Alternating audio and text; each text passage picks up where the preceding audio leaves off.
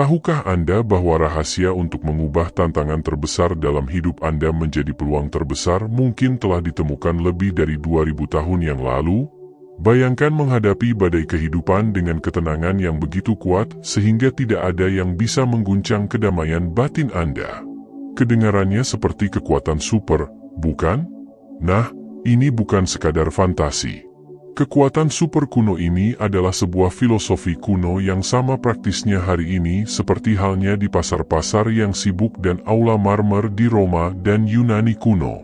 Stoikisme mengajarkan kita bahwa meskipun kita tidak bisa mengontrol setiap aspek dalam hidup kita, kita memiliki kekuatan mutlak atas bagaimana kita memilih untuk bereaksi. Dan di dunia saat ini, di mana ketidakpastian tampaknya menjadi satu-satunya kepastian, ajaran-ajaran ini bisa menjadi jangkar yang kita semua cari. Bagaimana jika saya memberitahu Anda bahwa stoikisme lebih tentang tindakan daripada pemikiran? Ini tentang menjalani hidup yang penuh dengan tujuan, ketahanan, dan kebahagiaan, tidak peduli apapun yang dihadapi dalam hidup Anda. Ini bukan tentang menekan emosi Anda, tetapi memahami dan mengelolanya untuk menjalani hidup yang lebih memuaskan. Jadi, apakah Anda sedang menghadapi stres, menghadapi kesulitan, atau sekadar mencari lebih banyak kebahagiaan dalam kehidupan sehari-hari? Tetaplah bersama kami. Hari ini kita akan menyelami stoikisme, mengungkap kebijaksanaan abadinya, dan menemukan bagaimana itu dapat mengubah tidak hanya cara kita berpikir tetapi juga cara kita hidup. Jika Anda ingin memulai perjalanan transformasi ini, jangan lupa untuk berlangganan, berbagi, dan tekan tombol suka. Tetaplah bersama saya hingga akhir tanpa melewatkan satu momen pun, karena setiap saat dari video ini adalah langkah menuju mengungkap kebijaksanaan stoik yang bisa mengubah hidup Anda. 1. Fokus pada hal-hal yang bisa Anda kendalikan. Pernahkah Anda menemukan diri Anda terjebak dalam lalu lintas, marah karena keterlambatan, atau menggulir melalui ponsel hanya untuk marah karena komentar negatif yang ditinggalkan seseorang di postingan Anda? Ini terjadi pada kita semua.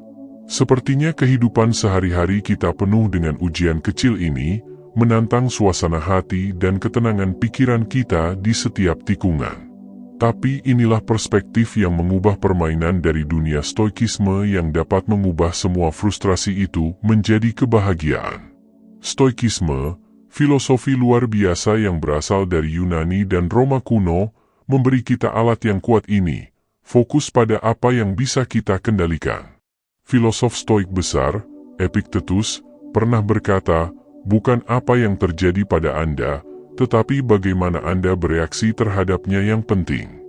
Pikirkan tentang itu sejenak, lalu lintas, cuaca buruk, komentar negatif, semua itu berada di luar kendali kita tidak bisa mengubahnya seberapapun kita berharap bisa. Apa yang bisa kita ubah, bagaimanapun, adalah bagaimana kita bereaksi terhadapnya. Ide ini bukan hanya kebijaksanaan kuno, ini juga didukung oleh psikologi modern. Carl Jung, seorang raksasa di bidang psikologi, terkenal mengatakan, "Saya bukan apa yang terjadi pada saya adalah apa yang saya pilih untuk menjadi." Ini sejalan sempurna dengan praktik stoik, mengenali bahwa satu-satunya kekuatan nyata yang kita miliki adalah atas reaksi, pikiran, dan tindakan kita sendiri. Mari kita uraikan sedikit. Katakanlah Anda terjebak dalam kemacetan lalu lintas, terlambat untuk pertemuan penting. Anda bisa menghabiskan waktu itu dengan marah, membunyikan klakson, dan stres yang, mari kita jujur, tidak akan membuat mobil di depan bergerak lebih cepat. Atau Anda bisa menarik napas dalam-dalam, menerima situasinya, dan mungkin menggunakan waktu itu untuk mendengarkan podcast, buku audio, atau hanya menikmati musik. Lalu lintasnya tidak berubah, tetapi respons Anda terhadapnya berubah, dan dengan pergeseran itu, tingkat stres Anda menurun dan hari Anda terlihat sedikit lebih cerah. Prinsip stoik ini, fokus pada apa yang bisa Anda kendalikan, melampaui hanya menghadapi lalu lintas atau cuaca. Ini berlaku untuk tujuan pribadi kita, reaksi kita terhadap orang lain, dan pendekatan kita terhadap hambatan dalam hidup. Seperti yang diingatkan oleh Marcus Aurelius, tokoh Stoik lainnya, Anda memiliki kekuatan atas pikiran Anda, bukan peristiwa luar. Sadarilah ini, dan Anda akan menemukan kekuatan. Jadi, lain kali Anda menemukan diri Anda marah karena sesuatu di luar kendali Anda, ingatlah kata-kata bijak dari teman-teman Stoik kita. Tanyakan pada diri sendiri, apakah ini dalam kendali saya? Jika tidak, lepaskan. Fokus pada reaksi, pola pikir, dan tindakan Anda. Pergeseran sederhana ini bisa berdampak besar pada tingkat stres dan kebahagiaan Anda secara keseluruhan. Ini tidak selalu mudah, tetapi layak untuk dipraktikkan setiap hari. Ingat, ini tentang kemajuan, bukan kesempurnaan. Dan saat kita belajar untuk lebih fokus pada apa yang bisa kita kendalikan, kita akan menemukan diri kita tidak hanya bertahan dari tantangan hidup tetapi juga berkembang meskipun menghadapi mereka.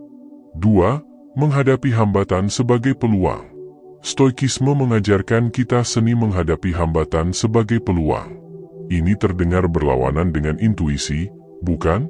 Sebagian besar dari kita diprogram untuk melihat hambatan sebagai penghalang bagi kesuksesan dan kebahagiaan kita. Namun Stoik seperti Marcus Aurelius, Seneca, dan Epictetus membalikan narasi ini. Mereka memberitahu kita, ketika hidup melemparkan bola kurva pada Anda, alih-alih bertanya mengapa saya, tanyakan apa yang bisa saya pelajari. Ini adalah pengubah permainan.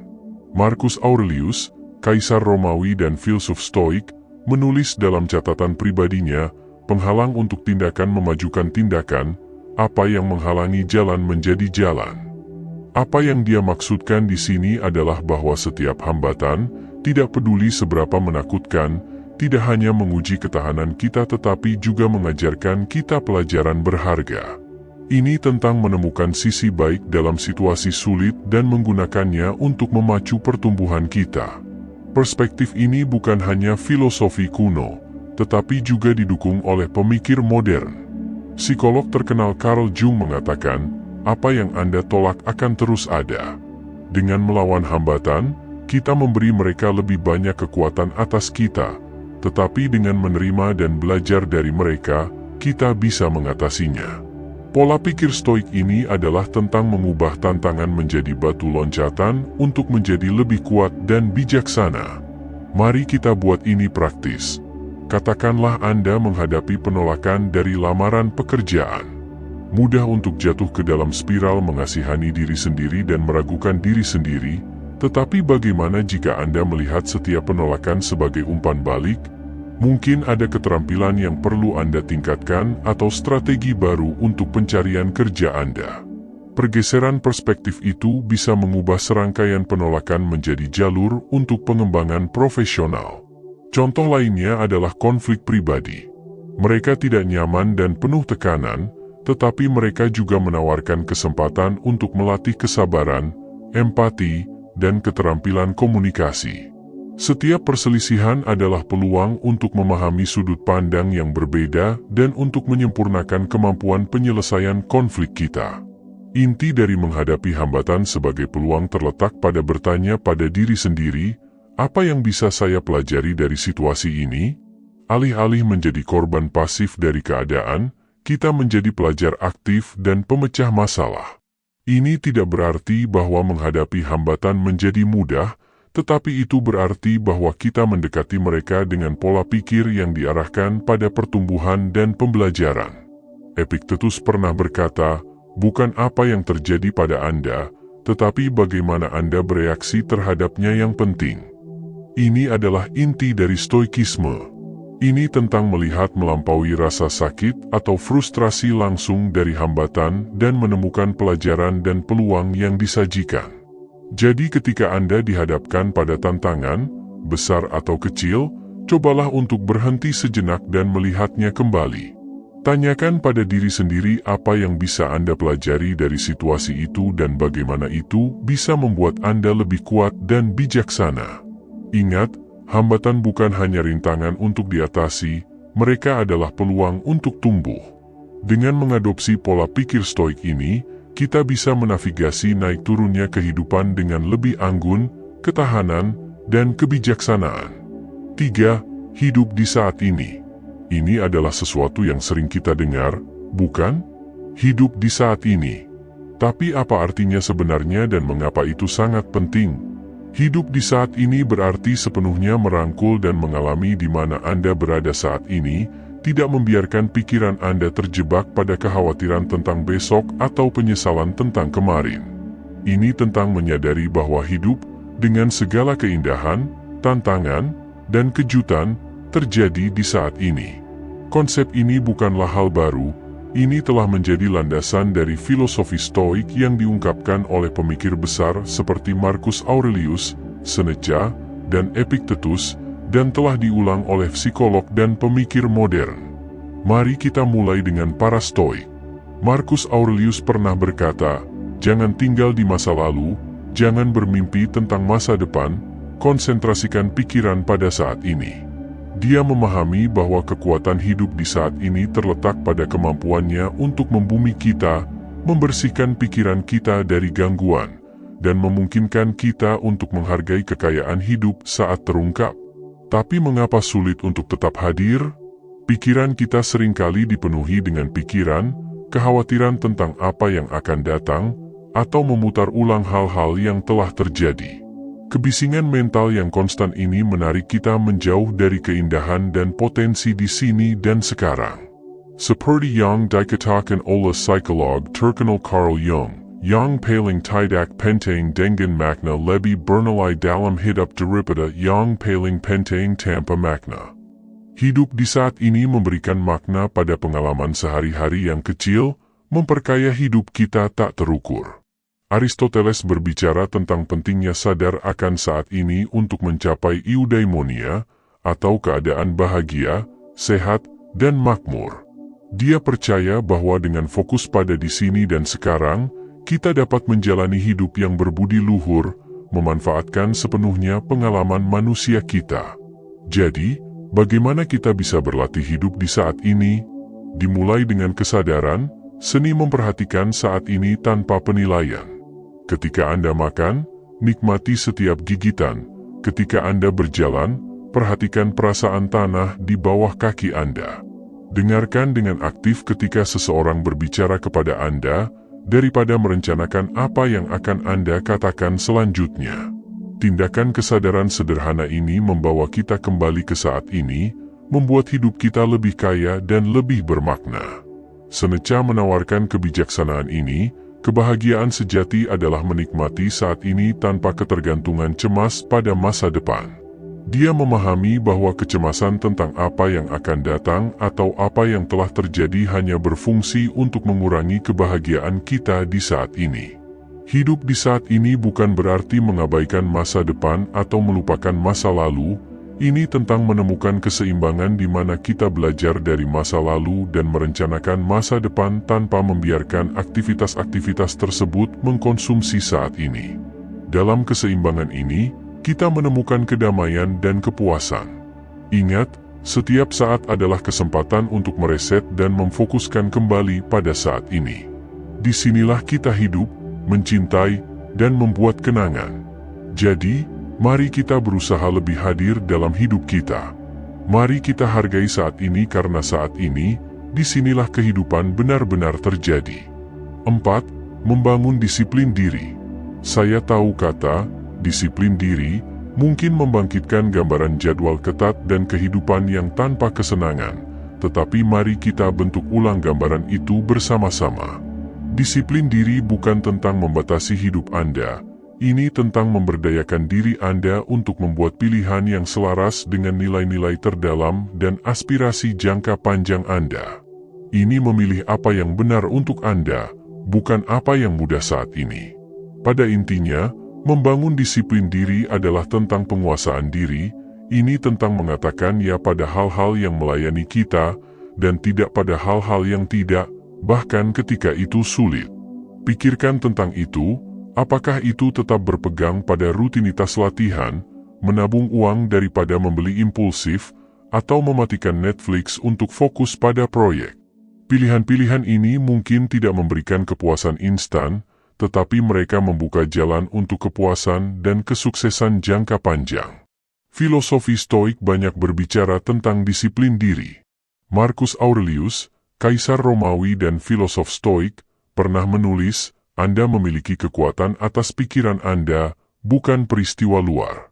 Sadarilah ini, dan Anda akan menemukan kekuatan. Pernyataan yang kuat ini menyoroti inti dari disiplin diri. Ini tentang mengendalikan dorongan, emosi, dan tindakan kita meskipun ada godaan dan gangguan eksternal yang dilemparkan oleh hidup. Seneca juga memberikan kebijaksanaan tentang subjek ini. Dia menyarankan kita untuk teguh dan mengendalikan keinginan kita daripada dikendalikan oleh mereka. Dia memahami bahwa kebebasan sejati datang dari dalam, dari kemampuan kita untuk mengatur diri sendiri dan nafsu kita. Tetapi mengapa disiplin diri begitu penting? Aristoteles, filosof Yunani kuno, menjelaskan ini. Dia percaya bahwa kita mencapai keunggulan dan kebajikan melalui kebiasaan. Dengan mempraktikkan disiplin diri, kita menumbuhkan kebiasaan yang membawa kita menuju diri terbaik kita. Ini bukan tentang tindakan kehendak yang sesekali, tetapi tentang secara konsisten membuat pilihan yang mencerminkan nilai dan tujuan kita. Membangun disiplin diri juga terkait dengan pemahaman psikologis modern. Carl Jung, pionir dalam psikologi, menekankan pentingnya mengintegrasikan semua aspek kepribadian kita untuk hidup sepenuhnya. Integrasi ini memerlukan disiplin diri saat kita harus menavigasi keinginan dari berbagai bagian jiwa kita, memilih jalan yang berkontribusi pada kesejahteraan dan pertumbuhan kita secara keseluruhan. Jadi bagaimana kita bisa membangun disiplin diri dalam kehidupan sehari-hari kita? Mulailah dari yang kecil, pilih satu area yang ingin Anda perbaiki, apakah itu diet, rutinitas olahraga, atau kebiasaan belanja Anda. Tetapkan tujuan yang jelas dan dapat dicapai, dan lakukan satu hari pada satu waktu. Ingat, setiap kali Anda membuat pilihan yang selaras dengan tujuan Anda sedang membangun otot disiplin diri. Epictetus mengingatkan kita, tidak ada hal besar yang tercipta secara tiba-tiba. Disiplin diri dibangun melalui tindakan kecil yang konsisten. Ini tentang kemajuan, bukan kesempurnaan.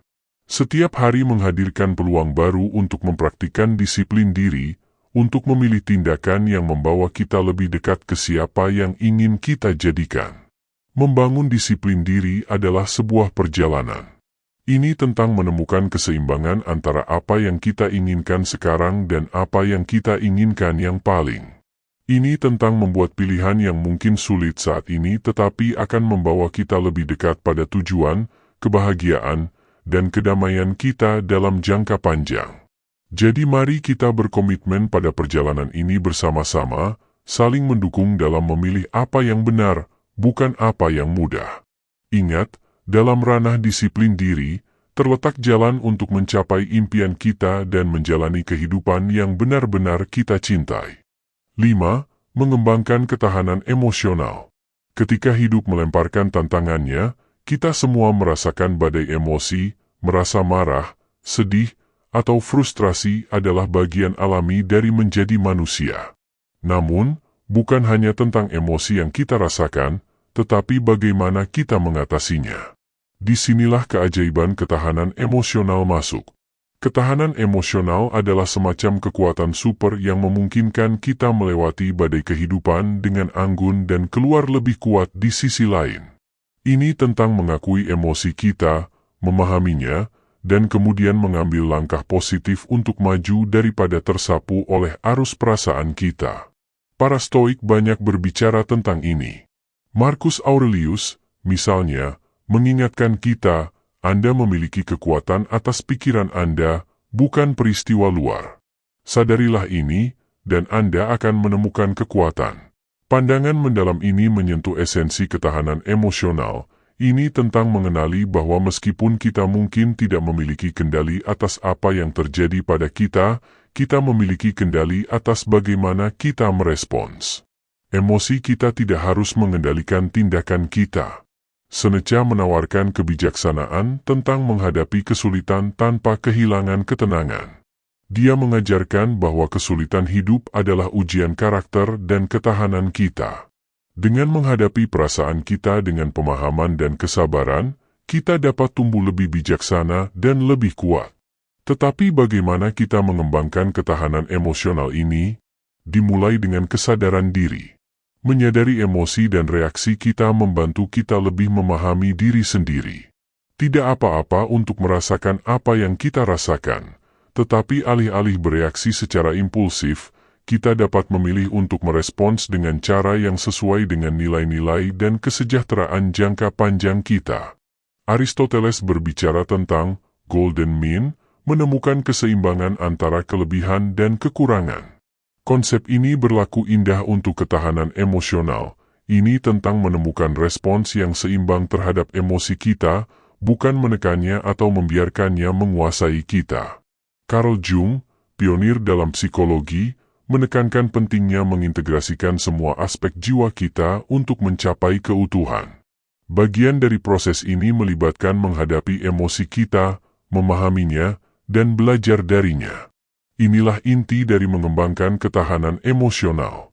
Jadi, apa yang dapat Anda lakukan saat berada dalam cengkeraman emosi yang kuat? Pertama, berikan diri Anda izin untuk merasakan. Akui emosi Anda tanpa penilaian, lalu ambil langkah mundur dan coba pahami apa yang memicu perasaan ini.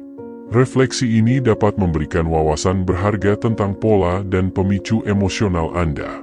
Epictetus berkata, bukan apa yang terjadi pada Anda tetapi bagaimana Anda bereaksi terhadapnya yang penting. Ini adalah pengingat kuat bahwa reaksi kita terhadap emosi kita dapat membentuk pengalaman kita. Alih-alih bersikap reaktif, kita dapat memilih untuk merespons dengan cara yang konstruktif dan menyembuhkan. Mengembangkan ketahanan emosional adalah perjalanan. Ini melibatkan latihan kesadaran, refleksi diri, dan kesabaran. Ini tentang membangun kotak alat strategi penanganan, seperti menulis jurnal, berbicara dengan teman terpercaya, atau berlatih teknik relaksasi.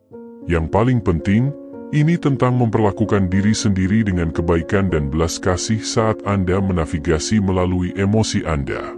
Ketahanan emosional bukan tentang tidak pernah merasakan emosi negatif. Ini tentang belajar menunggangi gelombang emosi tersebut dengan anggun dan keluar di sisi lain lebih kuat dan lebih sadar diri. Dengan mengembangkan ketahanan emosional, kita memberdayakan diri kita untuk menghadapi tantangan hidup dengan keberanian dan ketenangan. Mari kita rangkul perjalanan ini bersama, saling mendukung untuk menjadi lebih tahan emosional dan akhirnya menjalani kehidupan yang lebih memuaskan. 6. Memento mori, ingatlah bahwa Anda akan mati. Para Stoik, termasuk pemikir hebat seperti Marcus Aurelius, Seneca, dan Epictetus, menggunakan konsep ini bukan untuk menimbulkan ketakutan, tetapi untuk menginspirasi apresiasi yang lebih dalam terhadap setiap momen. Mereka percaya bahwa dengan mengingat kepastian kematian, kita akan hidup lebih penuh, dengan sadar, dan dengan rasa syukur terhadap saat ini. Marcus Aurelius dalam meditasi-meditasinya sering merenungkan kefanaan hidup, mendorong kita untuk hidup dengan cara yang sesuai dengan nilai-nilai kita dan memanfaatkan waktu yang kita miliki sebaik mungkin. Anda bisa meninggalkan hidup sekarang juga, biarkan itu menentukan apa yang Anda lakukan dan katakan dan pikirkan, tulisnya. Ini bukan tentang menjadi suram, ini adalah panggilan untuk bertindak, pengingat untuk fokus pada apa yang benar-benar penting, untuk melepaskan kekhawatiran kecil, dan untuk hidup dengan tujuan dan integritas. Seneca juga berbicara tentang singkatnya hidup, mendesak kita untuk tidak membuang-buang waktu pada hal-hal sepele, tetapi untuk fokus pada menciptakan keberadaan yang bermakna. Dia percaya bahwa dengan menyadari kematian, kita didorong untuk hidup lebih bijaksana dan menghargai hubungan serta pengalaman kita. Epictetus menekankan pentingnya fokus pada saat ini dan memanfaatkan waktu kita sebaik mungkin. Dengan mengingat bahwa kita tidak akan hidup selamanya, kita lebih cenderung hidup secara etis dan menghargai keindahan serta kekayaan hidup. Tetapi bagaimana kita bisa menggabungkan memento mori ke dalam hidup kita tanpa merasa seperti ada awan gelap di atas kepala kita? Dimulai dengan menggeser perspektif kita. Alih-alih melihat kesadaran akan kematian sebagai sesuatu yang menakutkan, kita bisa memandangnya sebagai motivator yang kuat untuk menjalani hidup kita sepenuhnya. Ini tentang merangkul saat ini, bukan menunda impian atau kebahagiaan kita untuk masa depan yang tidak pasti. Pikirkan tentang hal-hal yang telah Anda tunda, mungkin itu mengejar hasrat, menjalin kembali hubungan dengan orang-orang terkasih, atau sekadar meluangkan waktu untuk menghargai kebahagiaan kecil dalam kehidupan sehari-hari. Memento Mori mengingatkan kita untuk tidak menyia-nyiakan waktu kita. Ini mendorong kita untuk hidup lebih otentik, untuk mengatakan apa yang kita maksud, mencintai dengan tulus, dan hadir dalam hidup kita. Konsep ini juga mengajarkan kita untuk menghargai ketidakkekalan hidup, yang pada gilirannya memperdalam rasa syukur kita untuk momen-momen yang kita miliki. Ketika kita mengingat bahwa waktu kita terbatas, kita lebih cenderung menghargai pengalaman kita, hidup lebih penuh kesadaran, dan mengungkapkan rasa terima kasih kita untuk orang-orang dan momen-momen yang memperkaya hidup kita. Jadi mari kita gunakan memento mori bukan sebagai sumber ketakutan tetapi sebagai katalis untuk pertumbuhan, rasa syukur, dan apresiasi yang lebih dalam terhadap hidup. Biarkan itu mengingatkan kita untuk membuat pilihan yang selaras dengan nilai-nilai terdalam kita, untuk menghargai hubungan kita, dan untuk menikmati keindahan momen saat ini. Mengingat bahwa kita akan mati suatu hari nanti mendorong kita untuk hidup lebih penuh hari ini. Dengan merangkul memento mori, kita menemukan pengingat yang kuat untuk hidup bukan dalam ketakutan akan kematian tetapi dalam perayaan kehidupan. Mari kita membuat setiap momen berarti, bukan karena kita takut akan akhirnya tetapi karena kita mencintai hidup itu sendiri. Mari kita hidup dengan cara yang ketika waktu kita tiba, kita dapat melihat kembali tanpa penyesalan, mengetahui bahwa kita telah hidup sepenuhnya, mencintai dengan dalam, dan menghargai perjalanan luar biasa yang disebut kehidupan. 7. Praktik bersyukur. Menarik bagaimana konsep sederhana seperti bersyukur dapat memiliki dampak mendalam pada hidup kita. Ini tentang mengalihkan fokus kita pada apa yang kita miliki daripada terus-menerus meratapi apa yang tidak kita miliki. Praktik ini bisa menjadi perubahan besar, terutama pada hari-hari yang terasa seperti mendaki gunung. Para Stoik, bijak sebagaimana mereka, banyak bicara tentang rasa syukur. Mereka percaya bahwa kebahagiaan tidak datang dari memiliki lebih banyak, tetapi dari menghargai apa yang sudah kita miliki. Marcus Aurelius sering menulis tentang pentingnya fokus pada saat ini dan menemukan kebahagiaan dalam hal-hal sederhana. Dia berkata, ketika Anda bangun di pagi hari, pikirkan betapa berharganya hak istimewa untuk hidup, bernapas, berpikir, menikmati, mencintai. Ini adalah rasa syukur dalam bentuk paling murni, mengenali nilai kehidupan itu sendiri dan banyak hadiah yang ditawarkannya setiap hari. Seneca berbicara tentang bagaimana keinginan kita dapat menyesatkan kita, selalu mengejar lebih banyak dan tidak pernah menemukan kepuasan sejati. Dia menyarankan bahwa dengan fokus pada apa yang kita miliki dan memahami bahwa hal-hal terbaik dalam hidup sudah ada dalam genggaman kita, kita bisa menemukan kebahagiaan sejati. Epictetus, yang dikenal dengan pendekatan praktis terhadap filsafat Stoik, mendorong pengikutnya untuk menghargai keadaan mereka saat ini, apapun itu. Dia percaya bahwa dengan menerima dan menemukan nilai dalam situasi kita saat ini, kita bisa hidup lebih terpenuhi. Tapi bagaimana kita bisa mempraktikkan rasa syukur, terutama ketika hidup melemparkan tantangan? Dimulai dengan menjadikannya kebiasaan sehari-hari. Setiap pagi atau malam, luangkan waktu untuk merenungkan 3 hal yang Anda syukuri. Ini bisa sesederhana secangkir kopi hangat, percakapan dengan teman, atau keindahan matahari terbenam. Praktik ini membantu mereset otak kita untuk fokus pada hal-hal positif, meningkatkan suasana hati dan pandangan kita terhadap hidup. Bersyukur juga berarti merangkul tantangan dan menemukan pelajaran di dalamnya. Alih-alih bertanya, mengapa ini terjadi pada saya? Kita bisa bertanya, apa yang bisa saya pelajari dari ini? Pergeseran perspektif ini dapat membantu kita menghargai pengalaman kita, baik yang baik maupun yang buruk, sebagai langkah berharga dalam perjalanan kita.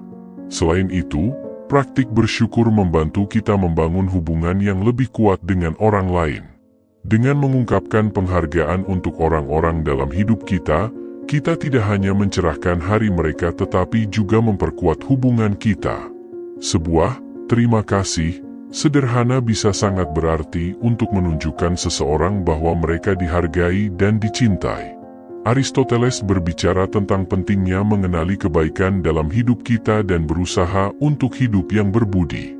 Dia percaya bahwa rasa syukur adalah kunci untuk mencapai eudaimonia atau kebahagiaan sejati, karena itu memungkinkan kita menghargai kebaikan di sekitar kita dan dalam diri kita sendiri. Bahkan psikologi modern mendukung manfaat dari rasa syukur. Penelitian menunjukkan bahwa orang yang mempraktikkan rasa syukur secara teratur mengalami lebih sedikit kecemasan, tidur lebih baik, dan memiliki pandangan hidup yang lebih positif. Seperti yang dikatakan Carl Jung, kata kebahagiaan akan kehilangan maknanya jika tidak diimbangi oleh kesedihan. Dengan mengakui dan bersyukur untuk seluruh spektrum pengalaman kita menemukan bentuk kebahagiaan yang lebih dalam dan lebih otentik. Jadi mari kita jadikan rasa syukur sebagai landasan dalam kehidupan sehari-hari kita. Mari kita merayakan kemenangan kecil, menghargai momen-momen kebersamaan, dan menemukan kebahagiaan dalam kesenangan-kesenangan sederhana. Dengan fokus pada apa yang kita miliki, bukan pada apa yang hilang, kita bisa menumbuhkan rasa kelimpahan dan kebahagiaan yang bersinar dari dalam. Ingatlah, bukan kebahagiaan yang membawa kita pada rasa syukur, tetapi rasa syukur yang membawa kita pada kebahagiaan. Mari kita isi gelas kita setengah penuh, angkat tinggi-tinggi, dan bersulang untuk keindahan rasa syukur dalam hidup kita. Cheers untuk menemukan sisi terang bahkan pada hari-hari yang paling mendung. 8. Berfokus pada keunggulan pribadi. Para Stoik memiliki pemahaman mendalam tentang keunggulan pribadi. Mereka percaya bahwa keunggulan atau kebajikan adalah satu-satunya kebaikan dan bahwa segala yang kita lakukan harus bertujuan untuk hidup yang berbudi. Marcus Aurelius, misalnya, adalah contoh utama seseorang yang berusaha mencapai keunggulan pribadi. Dia pernah berkata, "Jangan buang waktu lagi berdebat tentang apa yang seharusnya menjadi orang baik, jadilah satu." Pernyataan sederhana namun kuat ini merangkum esensi keunggulan pribadi, ini tentang mewujudkan nilai-nilai yang kita kagumi dan berusaha untuk hidup sesuai dengan nilai-nilai tersebut setiap hari. Seneca menekankan pentingnya perbaikan diri dan belajar. Dia menganjurkan kehidupan yang dijalani sesuai dengan alam dan akal, menyarankan bahwa keunggulan sejati berasal dari dalam dan tercermin dalam tindakan dan pilihan kita. Epictetus menyoroti peran tanggung jawab pribadi dalam mencapai keunggulan. Dia mengajarkan bahwa reaksi, emosi, dan kehendak kita berada dalam kendali kita dan menguasainya adalah kunci untuk menjalani kehidupan yang berbudi. Namun, apa arti berfokus pada keunggulan pribadi dalam kehidupan sehari-hari kita? Dimulai dengan menetapkan standar pribadi berdasarkan nilai dan aspirasi kita, bukan ekspektasi masyarakat atau pencapaian orang lain. Ini tentang mengetahui siapa kita, memahami kekuatan dan kelemahan kita, serta mengambil langkah-langkah konsisten menuju perbaikan. Keunggulan pribadi juga tentang ketahanan, ini tentang bagaimana kita merespons kemunduran dan kegagalan, bukan hanya kesuksesan kita. Seperti yang dikatakan Aristoteles, keunggulan tidak pernah kebetulan, selalu merupakan hasil dari niat tinggi, usaha tulus, dan eksekusi cerdas. Ini mewakili pilihan bijak dari banyak alternatif. Pilihan, bukan kebetulan, yang menentukan nasibanda. Ini berarti merangkul tantangan sebagai peluang untuk belajar dan tumbuh, daripada melihatnya sebagai hambatan. Lebih dari itu, berfokus pada keunggulan pribadi melibatkan membudayakan pola pikir pertumbuhan, konsep yang didukung oleh psikologi modern. Ini adalah keyakinan bahwa kemampuan dan kecerdasan kita dapat dikembangkan melalui dedikasi dan kerja keras. Pola pikir ini mendorong kita untuk merangkul tantangan, bertahan dalam menghadapi kemunduran, dan melihat usaha sebagai jalan menuju penguasaan. Keunggulan pribadi juga berarti hidup dengan autentik. Ini tentang menjadi diri kita yang sebenarnya dan menjalani nilai-nilai kita, bahkan ketika itu tidak mudah. Ini tentang membuat pilihan yang mencerminkan siapa kita dan siapa yang ingin kita jadi, serta bangga dengan perjalanan kita, termasuk perjuangan dan kemenangan. Mempraktikkan rasa syukur, seperti yang kita bahas sebelumnya, berhubungan dengan keunggulan pribadi juga. Dengan menghargai apa yang kita miliki dan di mana kita berada dalam perjalanan kita, kita menumbuhkan pandangan positif yang mendukung pertumbuhan dan kesejahteraan kita. Jadi mari kita berkomitmen untuk berfokus pada keunggulan pribadi. Mari kita menetapkan standar kita sendiri, merangkul jalan kita yang unik, dan bangga dengan kemajuan kita. Ingat, ini bukan tentang menjadi sempurna, tetapi tentang bangga dengan siapa kita dan bagaimana kita hidup. Ini tentang merayakan usaha kita, belajar dari pengalaman kita, dan selalu berusaha menjadi versi terbaik dari diri kita. Bersama-sama, mari kita jadikan keunggulan pribadi bukan hanya sebagai tujuan tetapi sebagai cara hidup. 9. Tidak peduli apa yang dipikirkan orang lain. Di dunia yang jenuh dengan media sosial, di mana suka, mengikuti, dan komentar sering menentukan harga diri kita, mudah untuk terjebak dalam perangkap menilai diri sendiri melalui lensa opini orang lain.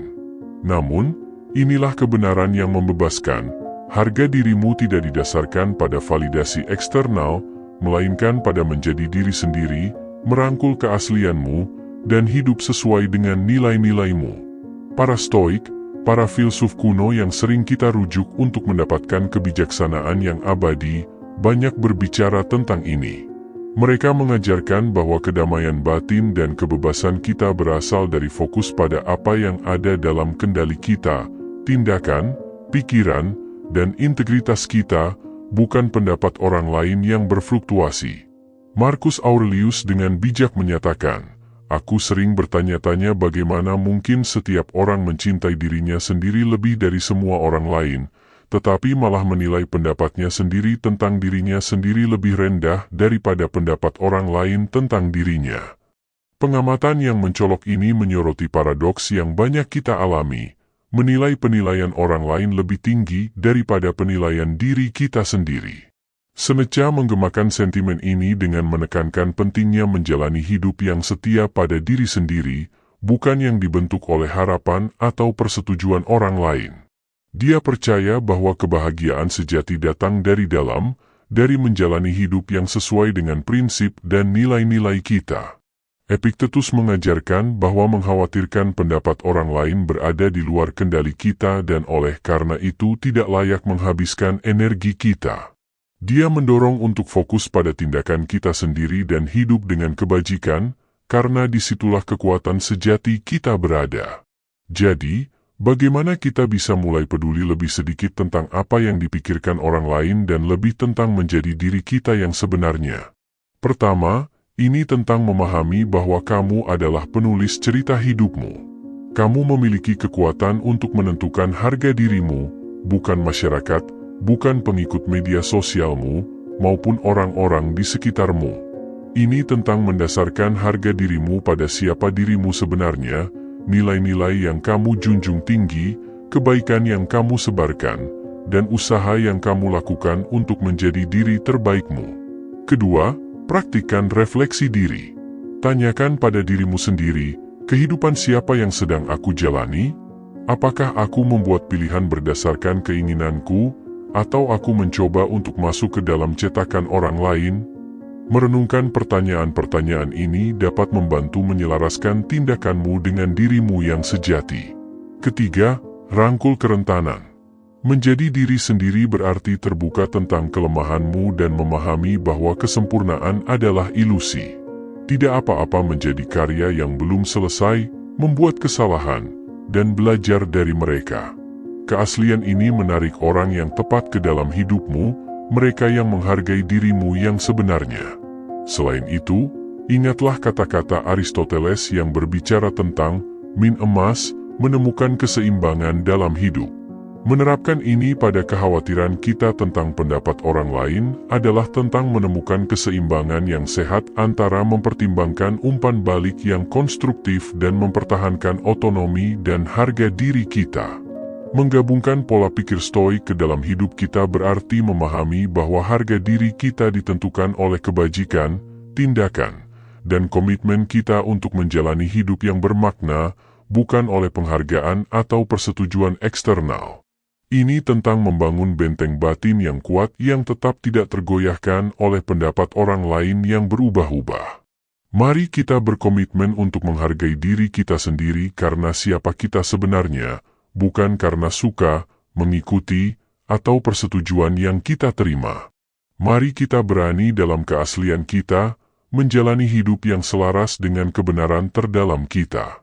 Ingat, harga dirimu adalah bawaan dan unik, dan dengan menjadi diri sendiri, kamu memancarkan cahayamu dengan cara yang paling tulus. Mari kita tidak hanya menavigasi hidup, tetapi berkembang dalam hidup dengan keyakinan yang berasal dari mengetahui bahwa kita hidup dengan autentik sesuai dengan nilai-nilai kita dan setia pada diri kita sendiri. 10. Menerima perubahan. Inilah kenyataannya. Menerima perubahan bukan hanya diperlukan, tetapi vital untuk pertumbuhan dan kebahagiaan kita. Kenyataannya adalah satu-satunya yang konstan dalam hidup adalah perubahan. Belajar mengikuti arus dan merangkul perubahan hidup yang tak terelakkan membuat kita lebih mudah menavigasi mereka, bukan sebagai sesuatu yang menakutkan, tetapi sebagai petualangan. Para Stoik memiliki pandangan yang sangat sehat tentang perubahan. Mereka melihatnya sebagai bagian alami dari ritme alam semesta. Marcus Aurelius berkata, "Terimalah apapun yang datang padamu yang ditenun dalam pola takdirmu karena apa yang lebih cocok dengan kebutuhanmu."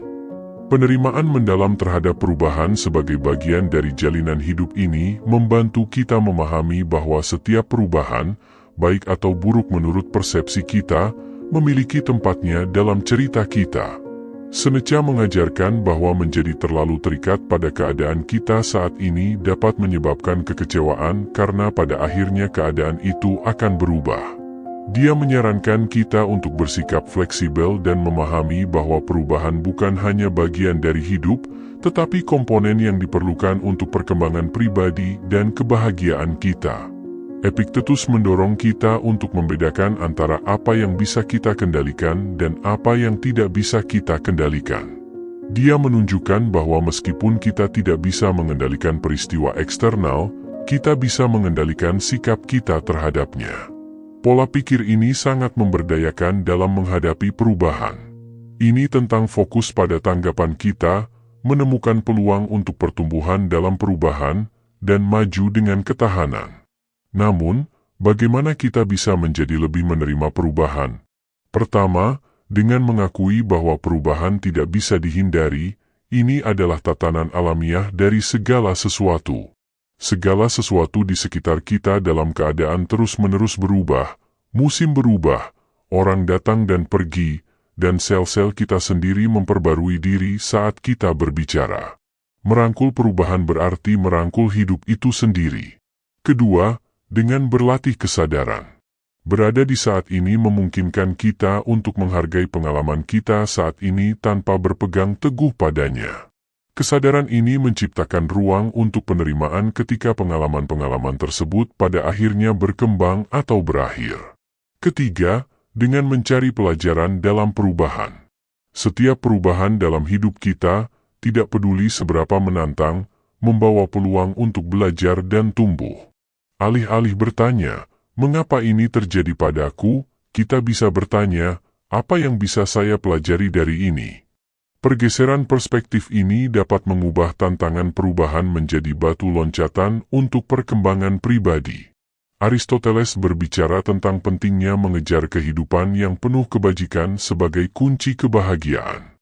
Bagian dari kebajikan adalah kemampuan beradaptasi, kemampuan untuk menavigasi perubahan hidup dengan anggun dan bijaksana. Ini tentang menemukan keseimbangan dan harmoni dalam fluks kehidupan. Psikologi modern mendukung pendekatan stoik terhadap perubahan, Melihat perubahan sebagai peluang daripada ancaman dapat secara signifikan mengurangi tingkat stres dan kecemasan kita. Ini dapat meningkatkan ketahanan kita, membuat kita lebih siap menghadapi apapun yang dilemparkan hidup kepada kita. Mari kita mengingatkan diri sendiri bahwa perubahan bukan hanya sesuatu yang harus kita hadapi, tetapi harus kita sambut sebagai bagian alami yang memperkaya perjalanan kita. Dengan menerima perubahan, kita membuka diri terhadap pengalaman baru, pertumbuhan, dan pengembangan indah dari jalur unik kita dalam hidup. Ingat, mengikuti arus bukan berarti pasif, tetapi tentang secara aktif terlibat dengan kehidupan dalam semua kompleksitas dinamisnya. Mari kita menavigasi arus perubahan dengan keberanian, keanggunan, dan hati yang terbuka terhadap kemungkinan tak berujung yang dibawa oleh perubahan. 11. Berlatih kasih sayang dan empati. Terlepas dari perbedaan kita semua bersama-sama menavigasi perjalanan kompleks kehidupan ini. Dengan mengembangkan sikap pengertian dan peduli terhadap orang lain, kita berkontribusi untuk menjadikan dunia tempat yang lebih ramah dan penuh kasih. Para Stoik, para filsuf kuno yang terus menerangi kita dengan kebijaksanaan abadi mereka, menempatkan nilai yang besar pada kebajikan kasih sayang dan empati. Mereka percaya pada keterhubungan semua manusia dan mengajarkan bahwa kebaikan dan pengertian terhadap orang lain adalah aspek penting dari hidup yang penuh kebajikan. Marcus Aurelius, misalnya, mengingatkan kita bahwa manusia adalah makhluk sosial secara alami yang seharusnya hidup dalam harmoni dan kerjasama satu sama lain. Dia berkata, apa yang tidak membawa manfaat bagi sarang, tidak membawa manfaat bagi lebah. Ini dengan indah mengilustrasikan gagasan bahwa kesejahteraan kita terhubung secara intrinsik dengan kesejahteraan orang lain. Seneca menekankan pentingnya memperlakukan orang lain dengan kebaikan dan kemurahan hati. Dia berargumen bahwa kasih sayang adalah naluri manusia alami dan bahwa dengan membantu orang lain, kita juga membantu diri kita sendiri. Dalam tulis Seneca, ia mendorong kita untuk memperluas empati kita, bahkan kepada mereka yang telah menyakiti kita, dengan memahami bahwa mereka juga bertindak dari perjuangan dan keterbatasan mereka sendiri. Epictetus mengajarkan kita untuk berusaha memahami sudut pandang orang lain, mengakui bahwa setiap orang memiliki alasan mereka sendiri untuk bertindak. Ini tidak berarti membenarkan perilaku yang berbahaya, tetapi lebih kepada pendekatan kepada orang lain dengan pikiran empati, mencari untuk memahami pengalaman dan sudut pandang mereka. Namun, bagaimana kita dapat berlatih kasih sayang dan empati dalam kehidupan sehari-hari? Pertama, dengan mendengarkan dengan sungguh-sungguh. Mendengarkan cerita, pengalaman, dan perasaan orang di sekitar kita. Ini tentang menyatukan diri dengan mereka, membayangkan kesulitan mereka, kegembiraan mereka, ketakutannya, dan harapan mereka. Tindakan ini dapat menjembatani kesenjangan antara kita, memupuk rasa koneksi dan kemanusiaan bersama. Cara lain untuk menumbuhkan kasih sayang dan empati adalah melalui tindakan kebaikan, sekecil apapun. Senyuman, kata-kata baik, telinga yang mendengarkan. Semua ini dapat membuat perbedaan yang signifikan dalam hari seseorang. Dengan hadir dan memperhatikan orang lain, kita memberi sinyal bahwa mereka penting, bahwa perasaan dan pengalaman mereka berharga dan penting. Berlatih kasih sayang dan empati juga berarti hadir untuk orang lain di saat mereka membutuhkan, menawarkan dukungan dan pengertian tanpa hukuman. Ini tentang mengakui nilai dan martabat setiap orang, terlepas dari perbedaan kita. Filsuf kuno Aristoteles berbicara tentang pentingnya persahabatan dan peran empati dalam membangun hubungan yang kuat dan bermakna. Dia percaya bahwa teman sejati tidak hanya berbagi dalam kegembiraan satu sama lain, tetapi juga dalam kesedihan mereka, mendukung satu sama lain dengan empati dan pengertian. Psikologi modern mendukung penekanan stoik terhadap kasih sayang dan empati. Menunjukkan bahwa kebaikan ini tidak hanya meningkatkan hubungan kita tetapi juga kesejahteraan emosional kita sendiri. Dengan peduli pada orang lain, kita memupuk rasa memiliki tujuan dan kebahagiaan dalam kehidupan kita sendiri. Mari ingatkan diri kita bahwa di balik setiap wajah ada sebuah cerita, di balik setiap tindakan ada sebuah alasan. Dengan memahami dan peduli satu sama lain, kita membuat dunia menjadi tempat yang lebih ramah dan lembut. Dengan melakukannya, kita tidak hanya memperkaya kehidupan orang di sekitar kita tetapi juga menemukan pemenuhan dan kebahagiaan yang lebih dalam hidup kita sendiri. Bersama-sama, mari sebarkan kasih sayang seperti konfeti, menciptakan gelombang empati yang mengubah dunia, satu tindakan empati pada satu waktu. 12. Merenung dan meninjau secara teratur. Ini tentang mengambil jeda yang sungguh-sungguh untuk melihat kembali tindakan kita, pemikiran kita, dan jalur yang telah kita tempuh. Ini tentang pertumbuhan, introspeksi, dan menyelaraskan hidup kita dengan nilai-nilai terdalam kita. Di dunia yang selalu terburu-buru, praktik ini adalah jangkar kita, memastikan kita tidak hanya terseret tetapi berlayar menuju arah yang sesuai dengan diri kita. Para Stoik, dengan wawasan mendalam mereka tentang sifat manusia, sangat menghargai praktik refleksi. Marcus Aurelius, dalam tulisan pribadinya yang kini kita kenal sebagai Meditations, meditasi, menawarkan model dari praktik ini. Dia tidak hanya memerintah sebuah kekaisaran, dia meluangkan waktu untuk mengeksplorasi hidupnya, keputusannya, dan kompas moralnya melalui tulisan. Dia melihat refleksi ini sebagai sesuatu yang penting untuk menjalani kehidupan yang penuh dengan kebajikan dan tujuan. Kebahagiaan hidupmu tergantung pada kualitas pikiranmu, tulisnya, mengingatkan kita bahwa dialog internal kita membentuk realitas eksternal kita. Seneca merekomendasikan penilaian diri yang teratur sebagai cara untuk mendorong perbaikan diri dan kebijaksanaan. Dia mengibaratkan hidup seperti sebuah drama, menyarankan kita untuk secara berkala meninjau peran dan penampilan kita.